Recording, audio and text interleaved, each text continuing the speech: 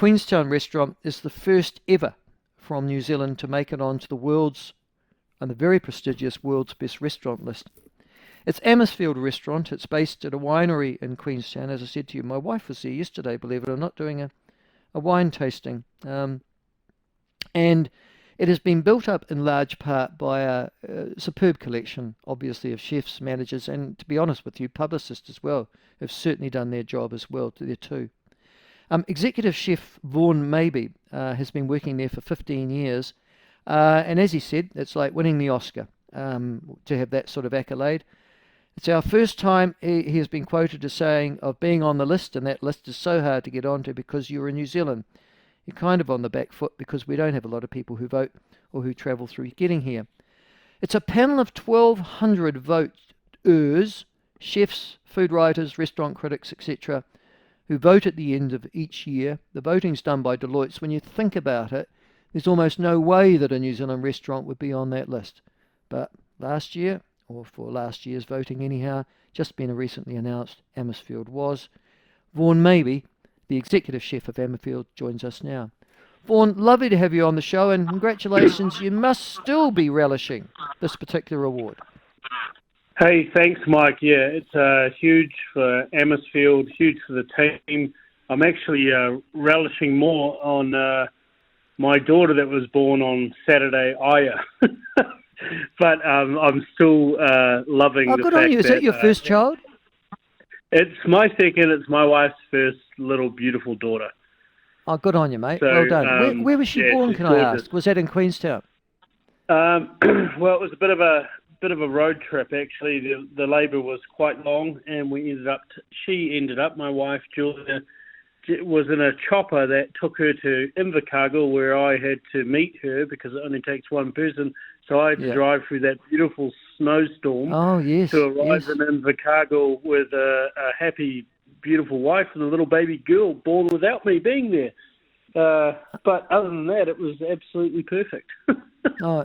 Listen, our commentary there, I have to say, on maternity services and health services in Central are dreadful, aren't they? No, to be honestly, they were so good. I mean, they took care of us in Queenstown. All of a sudden, she was in a helicopter. You know, what other countries in the world can you have? No, but what I'm saying is I would have quite liked to have O&Gs based in Central in Queenstown. That's all I'm saying. Oh, yeah, totally. Yeah. There's no, I mean, they have a birthing unit here, but if they have any kind of precautions, they'll send you somewhere else. So we ended up in Invercargill. Well, so many first births are, as you've discovered.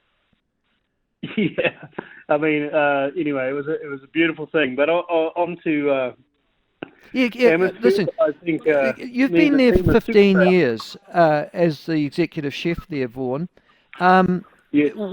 Did you start as the executive chef, or you worked your way up? Yeah, I came straight in as the chef of the kitchen. Yes. So where did you come from originally? What's your background? Well, you know, I grew up in kitchens at first in Auckland. You know, from the back in the day in Chin Chins and Killarney Street Bistro. Oh, you were at Chin Chins. Yeah, way back when that was kind of the restaurant of New Zealand with luxurious seafood platters and in the old ferry building on Quay Street. And then I ended up moving to the States, and I worked in California for many years, and then on to Europe. And, you know, I kind of just was trying to be a sponge and learn from some of the great chefs that were inspiring to me around the world. And, you know, I ended up in a beautiful restaurant in Spain, worked under Martin Berazategui, who's one of the kind of gods of Spanish cuisine. He's held Michelin 3-star for 25 years or so.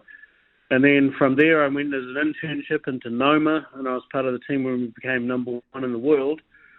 And then I moved back to New Zealand from Copenhagen, and I started as the chef of Amisfield. And that was, a great... Was Amisfield a restaurant at that time? Yeah, it was a restaurant. You know, it's never really changed... in what it is. I mean, what we do now is a lot different from when I started. Amisfield was there long before I arrived. We have our beautiful vineyard that's in the Pisa Range over the Koroel Gorge, close to Bannockburn and Cromwell, and we make a beautiful organic wine over there. And the restaurant is a place to showcase the wine and the beautiful flavours and unique ingredients of New Zealand. And we also have our beautiful cellar door there, so you can come in, you can have either lunch or you can have dinner, but you can also come in for wine tastings, and then you can also just come in and sit down and drink wine and have some. We have a sub menu that caters towards people that just want to have a tasting of the wine, but the popular thing is our tasting menu that we do at lunch and dinner. Okay. Now, if you're at the top of the realm, you're not cheap. I mean, you're geared for the sort of the discretionary dollar at the end of the day. Does that make it easier or harder to run a restaurant in Queenstown? I mean, obviously running a restaurant in Queenstown is hard for everyone. We all have our ups and downs. We went through a few different hurdles in like 2019 and 20, the price of whatever restaurant is it's geared towards what you're getting. I think our price is high in New Zealand. It's not high when you look at it compared to what other restaurants of equivalence around the world are. We're actually a lot cheaper than most of the restaurants on the list that we're on, if you look at the dollar. So, but our intentions is to showcase the beauty and bounty of New Zealand for Kiwis and for a lot of the tourism and foreigners that come here these days just to dine in the restaurant. I mean, we tell a special story of New Zealand. We showcase unusual ingredients which we think can be common, but for people from overseas have never heard of or never tasted before. The things that we kind of take for granted that we grow up eating. To foodies from around the world, it's something so exciting for them because they're tasting things like this that we find common. I think we're. Well, give me an example.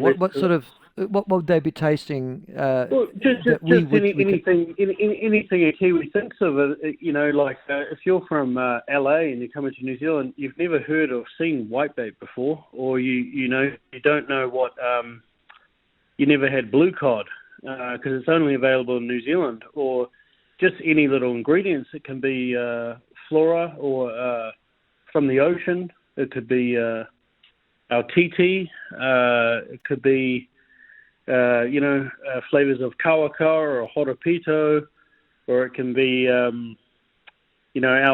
native black pawa. There's so many flavors around New Zealand from our oceans and that are endemic and only available in New Zealand. So I think to excite the food tourism, using those items is very new and unheard of for many around the world. So we try to showcase these special ingredients of New Zealand to tell the story of New Zealand. But one of the main things for us as well is that we make many variations of beautiful organic wine that is becoming super common around the world in top restaurants. And the fact that you can sit down and have so many courses that are paired with the wines that are also from here, you can get the whole package, which kind of completes the story of Otago, because it's not just the common French champagne and your fancy end finished wines. We're really kind of telling the true, pure story of Central Otago.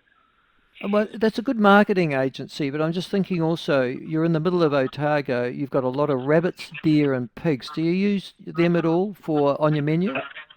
100%. So we use no farmed animals. We only use animals that are wild. So I made that decision it was quite hard to complete that decision. But now if you dine in the restaurant, Everything is, from the land which is grown around us, or certain pickles and herbs and different plants that we forage in the wild. And then you have the ocean part of the menu, and then you have the game part of the menu. So we only use, currently on the menu, you'll see things like wild boar, you'll have fallow deer or red deer, or right now we're using elk, from wild hare, which is shot within the region, to all these beautiful kind of flavors of the wild. And now, in saying that, we often use in the season we use mutton bird, or as we call it, titi. That realistically is an endemic species of New Zealand. All the others are introduced species. So when you're Yeah. using this wild game on your menu, you're giving the guests the real taste of the te wā, but also you're almost acting like a conservationist, because you're using meat from the wild, which some people say they want to eradicate, but you're using it as a showcasing the land. And for me, generally speaking, if I'm barbecuing wild venison that I've shot, I enjoy it far more than beef or far more than lamb. I love the taste of wild game. It kind of makes me feel more happy when I eat it. It's almost like the flavor of freedom. And I like to showcase that, and that me and my team do it well for all our guests on our menu. Okay. Taking also, I'm just interested in the mutton bird because I've never had mutton bird. I've seen it harvested on a reasonable basis every year, obviously. Yep. I have a Maori mate of mine who swears by it, but then he also swears by rotten corn. So I'm going, that's not exactly a particular imprimatur. What do Yeah, you see, do with it? How do you I love serve it? that rotten corn.